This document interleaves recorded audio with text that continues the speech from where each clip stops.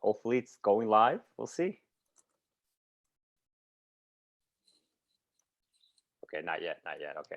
For some reason, Tim, you're like frozen on my screen. Alex, can you talk for a second? Sure. 1, 2, 3, Okay, testing. good, good, good. I know I see you. Yeah, I'm sorry. I just posted some stuff. No, Okay. no, no.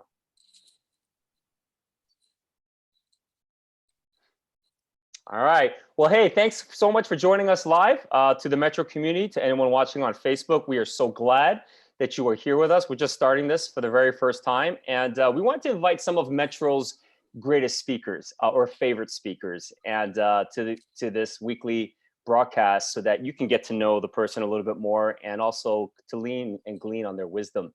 And of course, we've asked Dr. Reverend Alex G., a dear friend of mine, to be our very first guest. For those who may not know, Alex is one of my closest friends. We've actually traveled. Do you realize, Alex, we've traveled to 5 different countries together? Is that And all? Is that all? I thought it was more than that. you know what? It might be more, but when I counted 5. But we've traveled the world together, done ministry We together. have. It's been so much fun. And not only has our friendship gone deeper and deeper every year, but I've learned so much from this man. And I'm hoping you as well will learn a lot today from him as well. Alex G is the founding pastor of Fountain of Life Covenant Church. He is also the president and the founder, the CEO of Nehemiah Corporation for the past 3 decades. Hands down, I believe they're doing some of the best stuff in the entire country. Their re-entry program, I believe, is the best, bar none, in the country. They're doing some amazing stuff. He has a very popular podcast called Black Like Me. You have to subscribe to it. Who's going to be on the show tomorrow? Kyle Korver from the Milwaukee Bucks, That's right. all-time three-point shooter. And That's you're right. going to be on in just a couple of weeks. Okay, all right, yeah. But Kyle Culver is going to be on. He's got like big time people coming on his Black Like Me podcast. So it's very popular. I want to encourage you guys to check that out on iTunes or on your Spotify. He's married to Jackie for the past 32 years, and he's got a beautiful daughter, Lexi. And so I'm so grateful to have him here. Thanks for joining us today. Oh man, I'm so glad to be here, Pastor Peter. Thank you for inviting me. And I didn't know that I was like your first guest in doing this, so I'm a little nervous now. But I'm hey Metro, I miss you all. Hey, and the hair's been growing out a little bit. I see. You haven't been able to go to the barbershop, it looks like. Listen. Let me tell you. I was thinking about going a couple weeks ago because my barber has a little shop in his home too. And that night on CNN, there was a young couple, and they talked about the fact that the husband just went to get a haircut after their honeymoon, caught a cough at the next couple of days, and Jackie said, "You're not leaving this house, and you're not going over to that man's house to get a haircut." So I realized there's a lot worse things in life than a nice afro. And that's right. But it looks nice. It's nice. Thank you. I got that little salt and pepper going on. Yeah, I know how to rock it. I haven't had this much hair since the 70s. The Jacksons were together. The Jackson 5 were together the last time I had this much hair. All right.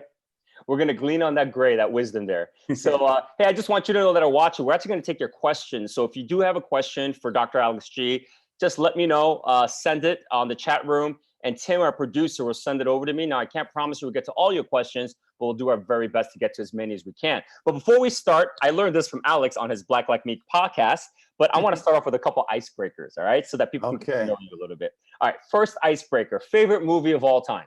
Oh my gosh. I would have to probably say either Shawshank Redemption or 5 Heartbeats. Ooh, okay. All right. Fantastic. Favorite food?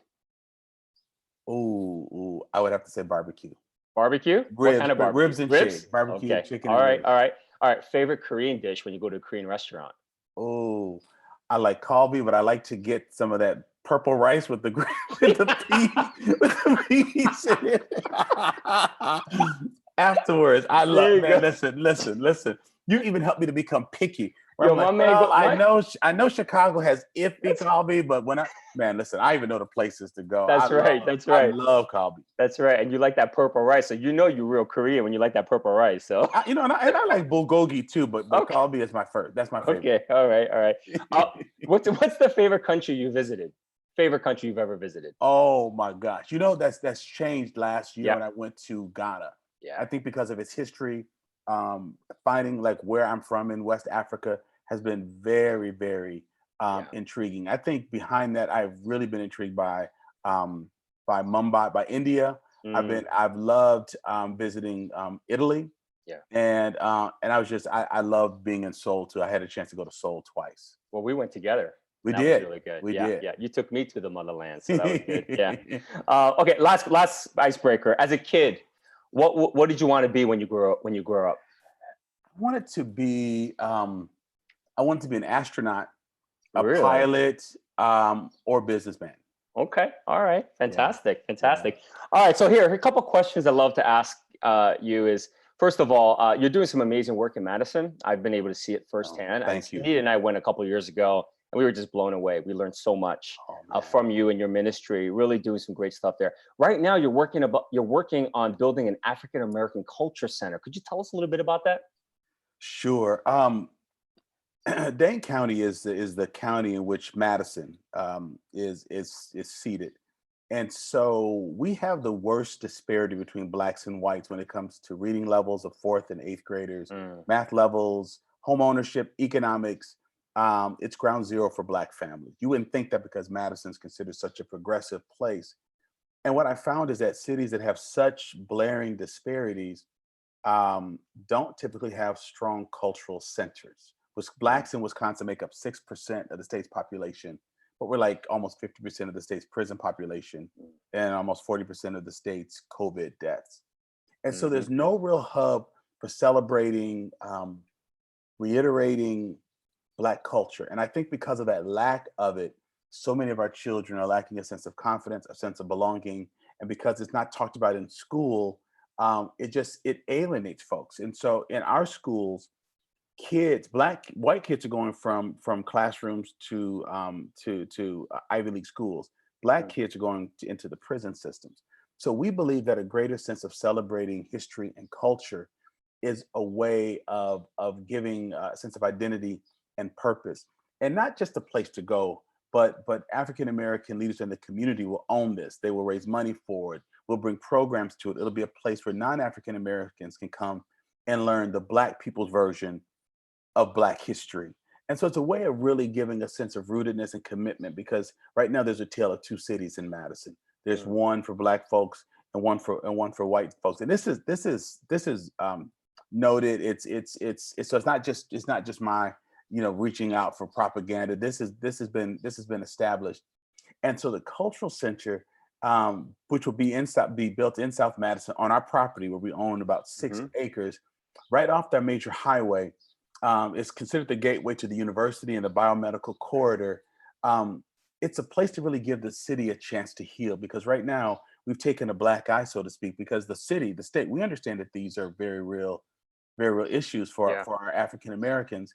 And so if you were to go to the university or any of the major employers and say, if you had a black executive interviewing for a job and they said, tell me or take me to your black community, show me what black folks are doing in this community, they wouldn't know where to go Mm. or where to take them.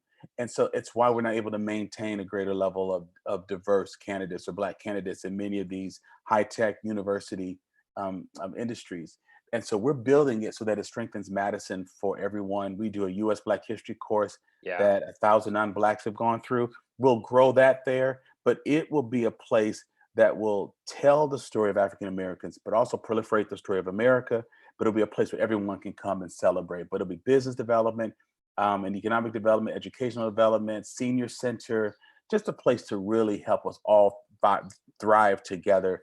And what's happening in Wisconsin, Pastor Peter, is that COVID-19 is unveiling a lot of the disparities that are already Mm. existing in Wisconsin. And I don't mean just pre-existing physical ailments, but the pre-existing social illnesses that are causing Black folks just to not get tests. So many things that are happening. So we need the center because we still have work to do that caused COVID-19 to wreak havoc on Black folks. Right. Anyway, if we don't address those issues, something else is going to continue to be Right. It's destructive. it's not just about the pre-existing conditions, but they're just not able to get tested. They're not able to go into the hospitals and stuff like that as well, right? Well, it's that, but it's also some of the work that we're doing in social determinants of health. What we're finding out through the University of Utah and their study, I think it's a Dr. Smith, that their study is called racial battle fatigue, Mm. that folks who are ethnic minorities who navigate predominantly white spaces Yeah. without clear representations, um, suffer an ailment, a stress that's very that mimics racial battle fatigue. When you've been tensing for battle, it's some of the post-traumatic stress afterwards. Well, when you've had that for years, it weakens your system. So what's happening in Wisconsin is Black people are catching illnesses, the same illnesses that their white counterparts are, but sooner. And even with the same treatment, we're dying more. Our babies are dying more. Our babies are going to prison. So what's happening is, when with the advent of COVID-19, the things that are calling pre-existing conditions inside bodies are a part of what's happening inside society. And it's not just poor Black people, it's the stress I experience when I go to the doctor because they don't listen to me and don't assume I need certain tests that as a Black man I need Yeah. to have. Yeah. You said something before that I just want to just glean on just for a little bit. You said Black people teaching Black history. Right. Why is that important to you? Well, because when I look over my life, I probably have had maybe 6 Black teachers from the time I moved to Madison in second grade through high school. My majors in college at the University of Wisconsin were economics and Afro-American history. The chair of my African-American history and my advisor was William Vandenberg, a white gentleman. He was a great scholar, a good advisor. I loved him, respect him to this day. But as I begin to learn history through African Americans, there's a different take that we have on things, a different spin that we understand. And so it gives us a chance to bring our story alive and our voice to the table in a way to honor our ancestors and our work and our contributions, because many of the things that we have done are seen as a deficit, but they're really strengths of our community, and they tell the strength of our heritage. So it's important for us to tell that story for a non-Black audience. Sure. That's great. That's great. Talking a little about coronavirus, that you are a theologian, you are a pastor. There are people that are really struggling to grapple with COVID-19 and trying to understand God during this time. How do you make Wow. sense of all this? And how would you speak to those that might be watching right now that are really struggling to believe in God during this season? Wow, I mean, Pastor Peter, that's a big question. I would say it this way. I would say to believers that many of us who are the children of immigrants or the children of former slaves have somehow bought into an American dream, thinking that if we went to school and did the right things, we'd never suffer any type of repercussion or racial discrimination. And so we're not prepared, not only for COVID-19, because for me, it's a double whammy. It's not just the sickness. I'm staying inside. I've got a mask. But because people who look like me, who have my experiences, are more prone to illnesses, I'm doing online funerals. And I'm listening to someone today who went to the hospital, but they decided not to test them. Yeah. A gentleman in our church died of COVID. I know family members that are dying, that have died, that have contracted it. And so we think that these things would happen to us. So what's happening for many folks is that if we haven't had a strong theology and understanding where God is in the midst of difficulty, which is what all the scripture is about. Scripture is not about Christians at church picnics each week experiencing God. It's in lions' dens, it's in fiery furnaces, it's being in all of these treacherous places. Fortunately, I was discipled by my grandmother.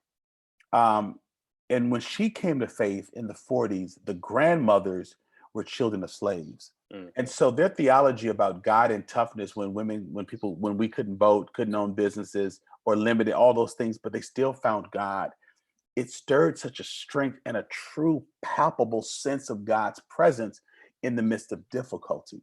And so I think in my generation, I expect that I can have that same level of closeness with God without resistance or difficulty, as if my righteousness and my intelligence and my access somehow gives me a free spin that gets me out of trouble. So I would say this. I would say, I don't know that I have a theological explanation that I fully have fleshed out with Corona, but I will say this, it's making me dig in more deeply into my theology about God.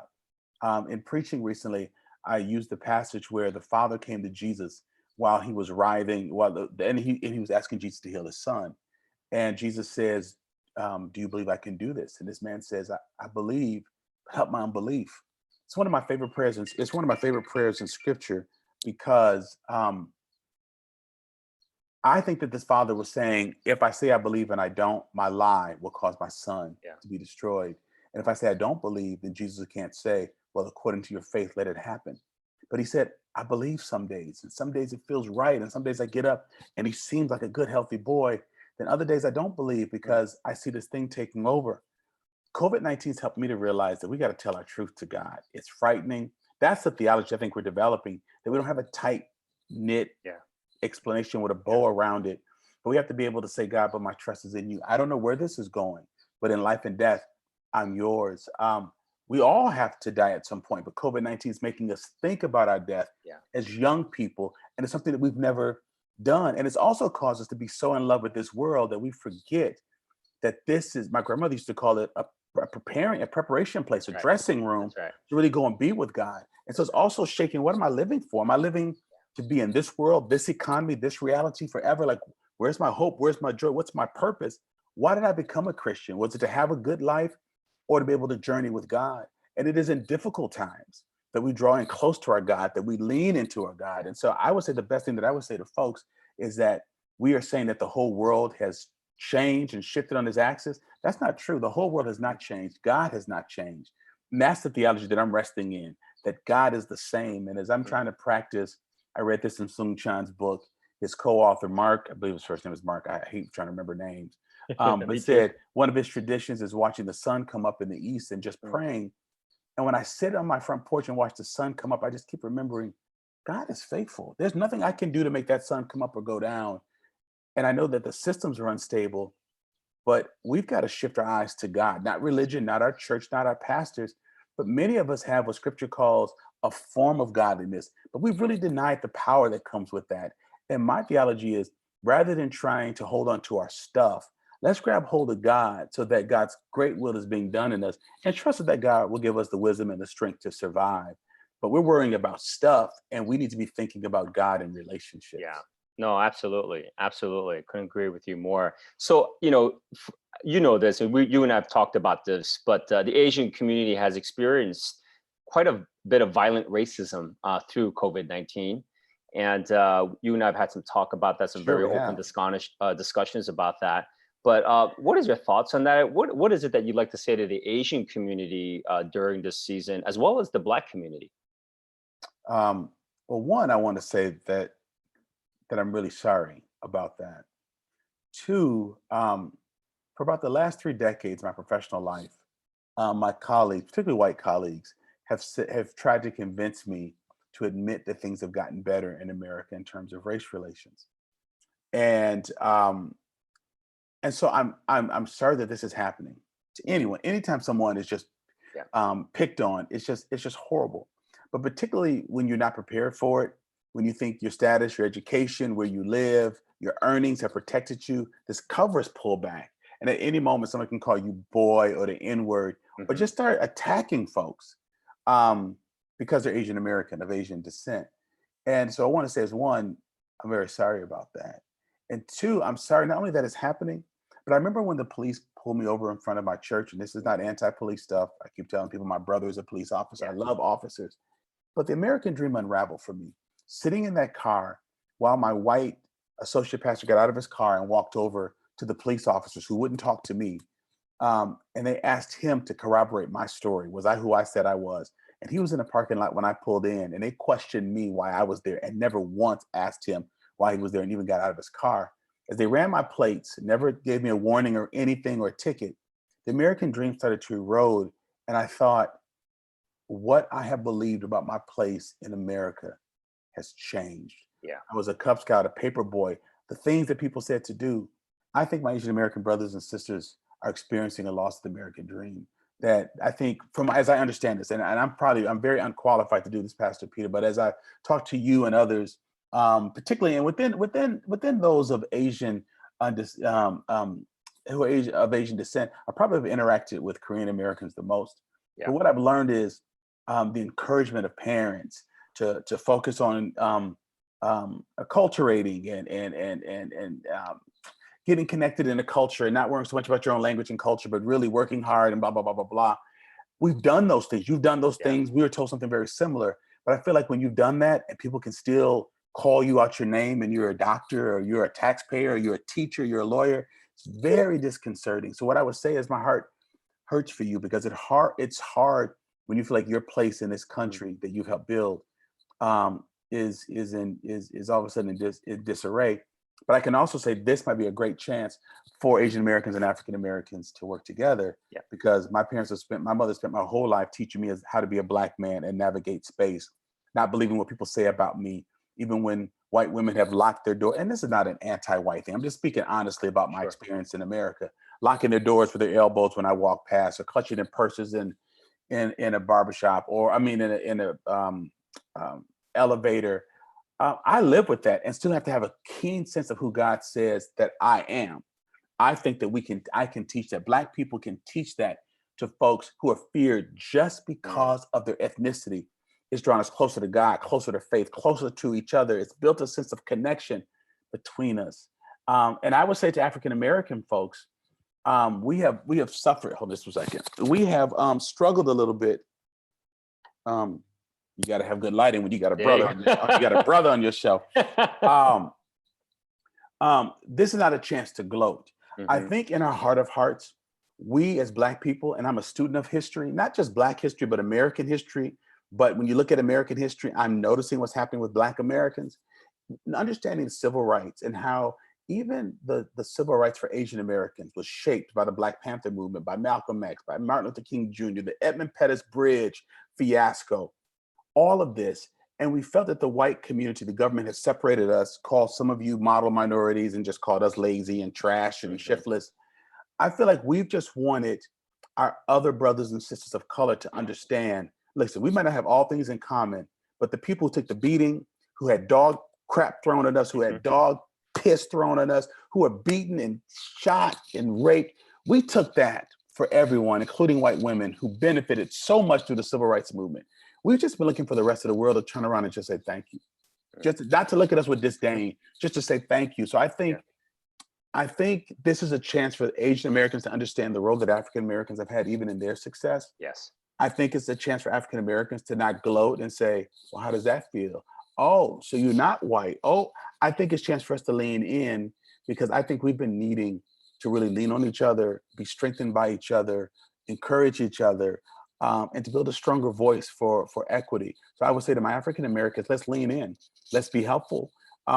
Because, if people are doing that for Asian Americans, they'll do it for us. They've done it for us. They do it to us because we know how it feels. Let's lean in and speak up. Let's sign petitions. Let's befriend folks. Let's cross bridges, but let's build a strong rapport that when we see, our Asian American brothers and sisters, let's look at them and give them the nod like we see other Black folks in some place. Like we'll see Black people in place we're not used to seeing them, and we'll just say, hey, you okay? I think we got to do that for each other, but it's an opportunity for us to understand that our histories are very entwined, which means that there's a sense of personal and collective power that we have not yet realized by not working together. Then when you add faith in Jesus on top of that, come on, man, we're unstoppable. And I don't mean us against whites. And by that, I don't mean white Americans or people who are of European descent. I'm talking about a power structure that has become a world power because of its treatment of folks who look like me and you and our great-great-grandparents. Yeah, no, they're definitely, this could be an amazing opportunity for us to come together, learn. I think the Asian community has a lot to learn from the Black community. Sure. And how can we fight this? How can we come together and be a strong voice? And that's, you and I have had a lot of conversations about that. Sure have. Yeah, if you just joined us a little late, we're on with Dr. Alex G. If you guys have a question, it's an opportunity for you to ask a question. Just ask it on the chat room right now. And Tim will send it over to me, and I'd be happy to ask Dr. Alex G any questions you might have right now, as he's been sharing his thoughts on different things theologically and how to make sense of COVID-19. Also how what he'd like to say to the Asian American community as well. So I'm just going to shift a little bit here, if we can just do that, if that's okay. Sure. I've learned so much from you on how to be a great father. I've seen literally firsthand the kind of relationship you have with Lexi, who is now in grad school. And you guys are so tight and connected well together. Alex, you didn't even grow up having a model on how to do this. Nobody taught you how to be such an amazing father. And yet I've learned a lot from you. I do believe there might be some watching today that really struggling with being a father to their kids. What has been like the secret? What has been the key thing for you that you would like to tell all fathers, that if you can do this one thing or maybe two things, it could really help you to have a deeper relationship with your kids? Wow. First of all, thank you for that compliment. That means a lot to me. You know our story that Jack and I lost two Yeah. babies, two daughters were born prematurely before Lexi. Um, Becoming a father is one of the greatest opportunities for healing from Mm, fatherlessness. So I really see that mm, as a gift. But I have to admit that the pain of fatherlessness really drove me to perfection, performance, and really wanting unlimited amount of attaboys. And it drove me so much. And actually, some of the older men around me, or brothers in our church, you know them, Jerome, Kevin, others who are part of my prayer circles, told me that I had to wrestle with my anger and my hatred toward my father, or it mm, would limit what I could give them. And I was totally angry with them for saying that, because I felt like they were siding with my father. mm, But what their words helped me to do is to realize how it is that we pass on the sins of our fathers to our own lives.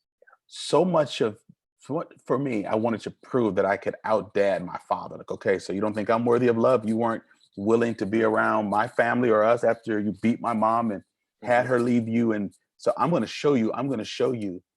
And I just feel like the Holy Spirit just let me know that if I keep chasing those old ghosts, those old things, that it will take away from my ability to connect with Lexi emotionally. That would be so that even in fathering her, I'd be thinking, you see that, dad? This is how you do it. This is how you raise a child. This is how you bring your check home. This is mm, how you raise the next generation. And I felt that I love this child so much that it wasn't fair for her to get the residual effects of my anger. So by not having to somehow win my father's approval or his love while still trying to parent, I let go of that negative energy so that I could have more to dote on my daughter. And it was relieved, it relieved me.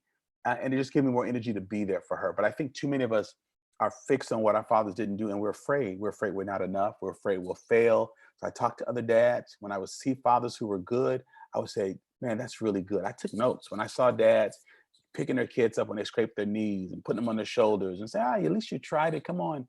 And it was very important. It was very, very important. My mom wrote a poem years ago. And one of the lines said, and I can't remember all of it. She's a really good poet, but one line said, and you don't have to have a good father. You don't have to have had a good father to be one. mm, And when she said that, it released me, mm, because my big fear was, I think that if I didn't have a relationship with my father, I could never be a dad. So I felt like not only did he screw me over by beating my mom and having us leave, he was now haunting me because he was holding me back from being a dad to Lexi.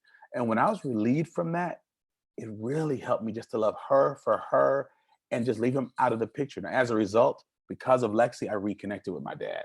mm. She said she That's, wanted to know her grandfather, yeah. and we really reconnected over that. But I'm just grateful. I'm grateful for her that I get to nurture someone who's an incredible gift from God. So, Thank you for so encouraging me in that. yeah, no. So, what would you say to a dad right now watching, but they feel like a failure? They're having a hard relationship with their kid. Maybe their kid's not talking to them right now, and they Mhm. struggle with the realities of feeling like a failure as a father. What advice would you just give them right now? I think if our kids aren't talking to us, it might be because we've done so much talking we haven't listened. And I Mm, think we have to wow, listen to what kids are saying and not saying. that's So many times huge. when parents say, "My kid won't talk to me," it might be because you're doing all the talking. Wow. And listen and understand and hear the pain behind what they're saying. Kids are going through a whole lot nowadays. And we're so fearful that our kids are our proof of success. Mm, We can't control our careers, and we can't necessarily, there are things we can say and do to children that we won't do to our spouses mm, or our members or our employees, but yeah. we'll say them to our kids because we think we can because they're ours. We have to remember that they're gifts to us from God. So I would say, one, listen. Two, um, talk to other dads. If we're talking about fathers, if you see dads that are doing good things and they're having a good relationship with their children, talk and learn. A lot of times we as men don't like to show our scars, and we don't like to say I need help. But ask people, how'd you know how to do that? And where'd you find that out? But I think so many of us are fearful that we're going to be our dads, that we focus so much on him, we become our dads. Right. And so I would just say, and just ask God, give me wisdom. How did you create this son? How did you create this daughter? How do I encourage them? The other thing is, I would say, have fun, laugh and talk. It shouldn't just be all about Yeah. business. Children are a great sense of joy. They'll help you to regain your childhood. But I think the big thing is that being a dad to Lexi healed me of fatherlessness, but also just being able to be goofy with her gave me a Yeah. chance to Oh regain yeah. some of my childhood. Yeah. No, absolutely. And I love them just. and tell them you love them. Oh Tell them gosh. that they are Yeah. special. Tell them, say it That's right. until they believe it. Every day, every day. Yeah, it's amazing because just seeing you and how Lexi will call you while we're hanging out, and she literally calls you for just deep advice. You're like her greatest mentor, and she's always asking Wow. for your perspective on things. And I'm just listening to that. I'm like, wow, that's pretty amazing. It's pretty Yeah, I amazing. love So it. I did have an Alex G moment on December. My daughter Christina called me for advice on a boy that What? she liked and that he liked her as well. And so she called me for that. And I just thought to myself, I've become Alex G. I Oh, become Alex G. My yeah. daughter is calling me and she's asking for advice. And I told her it was the greatest Christmas gift you could ever give to me. So, but what you just shared about fatherhood, about listening and things like that, I think that's just so important. So thank you for sharing that. Sure. I got a couple more. Yeah. Marriage. So many marriages are struggling, even now during COVID-19. Yeah. Yeah. You have been married for 32 years with Jackie. I know it hasn't always been the best, but you Right. guys are passionate. I believe you guys, I see you flirt with her. I mean, it's amazing. It's really cool to see how much you love her and support her. How do you have a good marriage? I mean, right now, talk to the couples right now that are watching this and they're struggling. They really are. They're Sure. trying, but they might be struggling. What has been the secret to your success with Jackie over 32 years of being married? Oh my God. Well, it's hard to talk about being successful because I know myself and my heart and the ups and downs.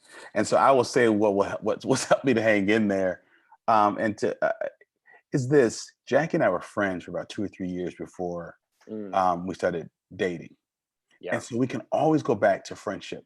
That we can still laugh and talk. We can still watch a movie. We can still enjoy each other, and that's a big part of our romantic interaction and our rapport, that we genuinely enjoy each other. I think we've become so transactional and reactional in marriage. We raise kids, we pay bills, we drive to and that we forget who we are. And once you've raised children and you focused on, is it your turn to drive, or is it your turn to change the diapers, I think we focus away from each other so much Yeah. that when our children grow up and go off, we look at each other and say, now who are you again? And then all the stuff we haven't talked about, all the bridges we haven't built, they show up, and I think we have a very difficult time. I would also say to couples, let go of the old scorekeeping. Hmm. We're in the midst of a pandemic, and we could lose people at any moment. And you're married to someone who a long line of folks would accept them, love them, admire them, build them up. So don't take the people God's given you for granted. We all make mistakes. Um, we didn't marry people to change them. If we did, we were wrong for doing that. And God gives us people who complements us, and we can learn each other. So whatever it is that's held us apart, let's let it go. Let's stop scorekeeping. And the fact that we're still together, that we can still fix things, apologize, get counseling, get help.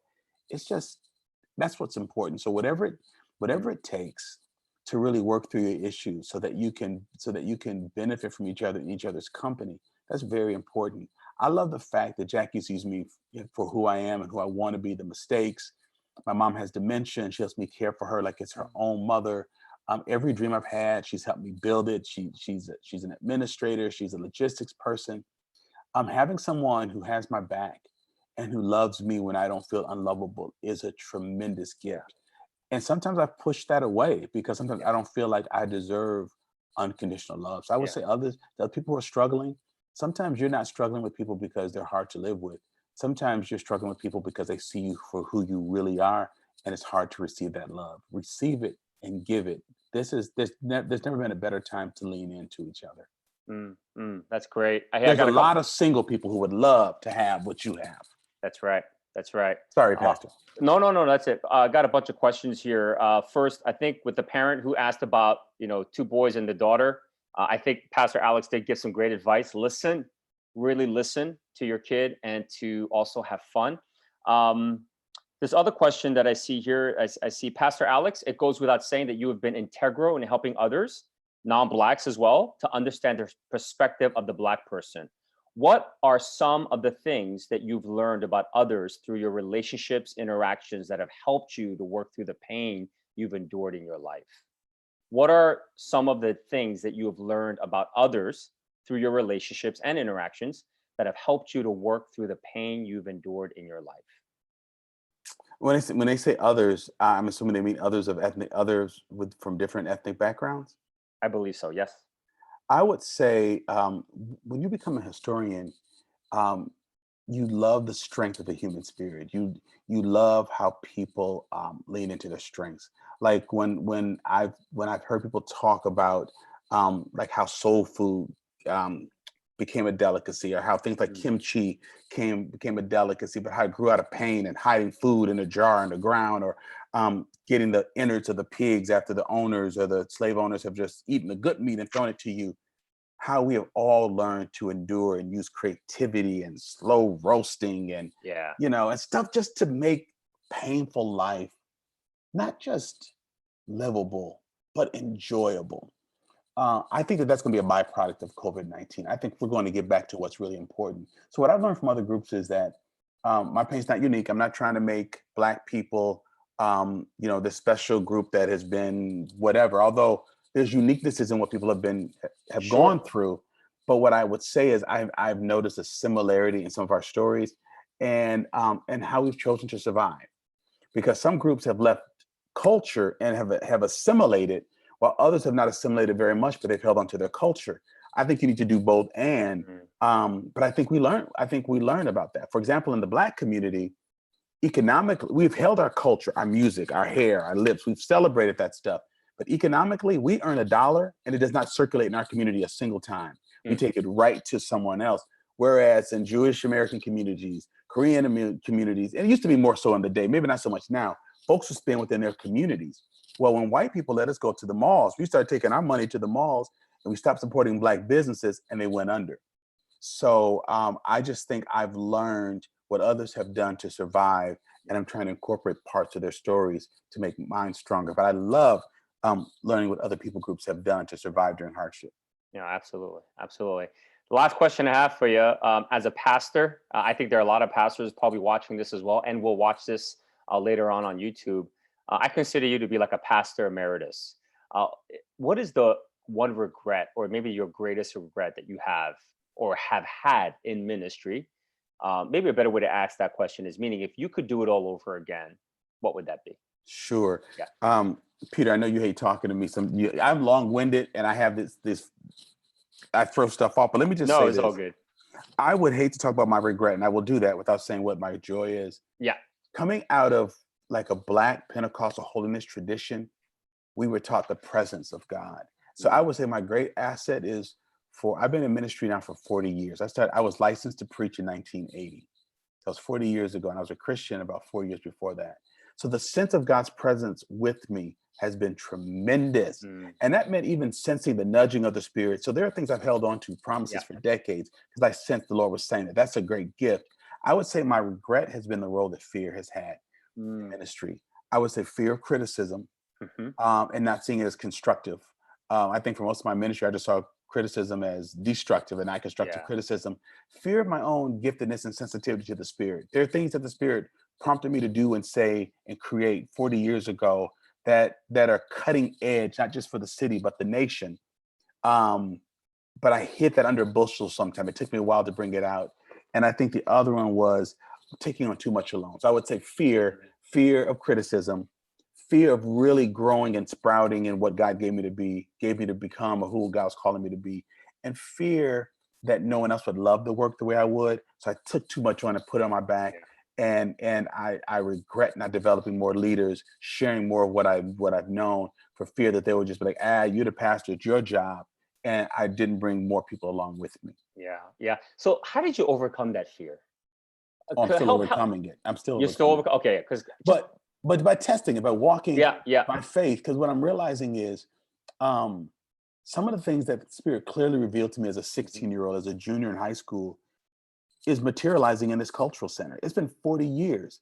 And so another thing I would say to young pastors is, you're going to have to really dig in and be patient, Yeah. because we just have this sense that, we'll watch people create ministry, plant churches, and then they go to like, 100,000, 10,000, like in 3 or 5 years. We all think that that's the path, and we don't know how to really wait and stick Yeah. things out. So one of Yeah. the things I want to share with pastors, particularly younger ones, when God puts a word in your heart, that might not happen in 5 or 10 years. So there's got to be this deep sense of God, help me to hold out until my changes come. I want to trust in you. I'm not going to let you go until you fulfill what you've given me. So I've tested it.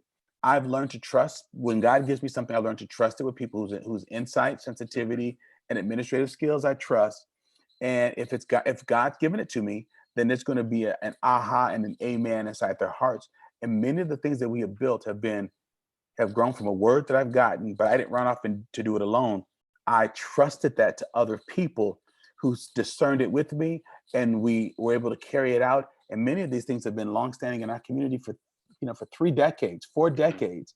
So I'm learning now that when I hear or sense something from the Holy Spirit, to not doubt that God can speak to human beings, to not dumb down in that area. I've dumbed down a lot, to walk it out, trust it to other people, and watch God reveal God's plan.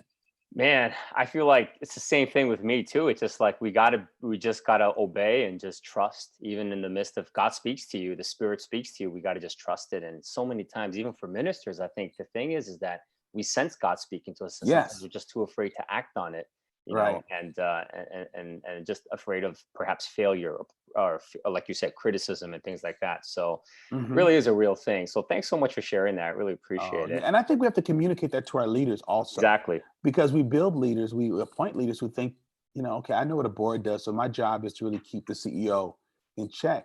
And what's happened is I've been with our board and our leaders long enough that they realize, okay, the Holy Spirit does speak to this guy. Doesn't mean I hear everything. It doesn't mean I'm clairvoyant, but they've seen enough of what I said. I think God is really saying this happen, than to say that and have it fail. So then they say, well, hold it. Then maybe we shouldn't do this way. Let's pray about how do we go. So I feel like I can trust those men and women to work with me. But I think a lot of us who hear in that way, we don't know how to teach the leaders around us to help nurture that, because we don't want something where we just say, God said it, forget you guys, we're going to do it. But we don't also just want to drop it because someone says we don't see that, it doesn't make sense. I've just learned to be patient, communicate it in a way that makes others say, well, let's lean in with you to see if this is what the Lord is really saying. And I think we have courageous leaders out there, Pastor Peter. I just don't think they know how to share what God has given to them, or they're sharing it with the wrong people or at the wrong time. That's right. That's right. Well, listen, I don't want to take up any more of your time, but when are you going to come to Metro and preach at our church again? Man, as soon as we get up out of this quarantine, but I would love to come soon, man. I miss going out there. That area is my playground. And listen, dude, I came out to hang out with you for your birthday. That's right. I appreciate that. And then things started shutting down like a week after that. So we got out of there just in time. So as soon as things began to open up, man, I can't wait to get back to Metro. I miss you guys. I thought maybe I did something wrong because you weren't inviting me back. So Metro, please forgive me if I did or said anything wrong, if I was too black. No, I'm kidding. I want to come out there soon. The question is, when are you coming to Madison, buddy? That's the question. No, it's going to be soon. I'll be out there very soon, brother. I mean to visit us. I know you're going to come to Madison, but I mean to visit us. Yes, absolutely. Okay. No, soon. Yeah. Well, hey, thanks so much for watching, folks. Again, we're going to do this every Monday. Next Monday, Pastor Eugene Cho is going to be on, and he'll be the second guest, and excited. Hopefully you'll join us for that as well. But Dr. Alex, Reverend Alex G., thank you so much. My pleasure. For watching, my dear friend, and we will talk soon. But thank you all for watching. Take care.